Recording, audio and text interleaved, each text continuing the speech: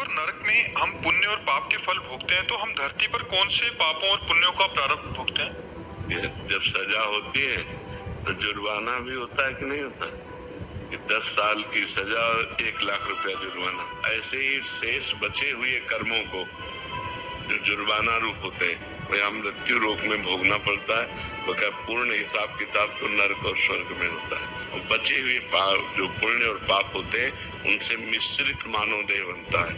पुण्य दे देव दे, पाप दे यातना दे मानव दे। तो इसमें कुछ पाप और कुछ पुण्य मिलाकर बनाया जाता है, जिससे कभी सुख कभी दुख, कभी सुख कभी दुख, ये पूरे जीवन चलता रहता है।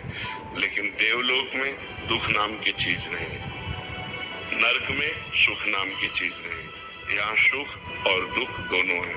अगर भजन कर लो तो पाप और पुण्य दोनों को नष्ट करके परम सुख को प्राप्त हो सकते हो, जो सुख और दुख दोनों से परे है। ये मानव देह में विशेष योग्यता है कि वो भगवान का भजन करके शुभ और अशुभ को नष्ट करके वो परमात्मा प्राप्ति कर सकता है, वो आत्यंतिक सुख प्राप्त कर सकता है। ये न देव शरीर में है न यातना देह में है, ये केवल मानव देह में ही सुविधा है कि आप भजन करके भगवान को प्राप्त हो सकते हैं।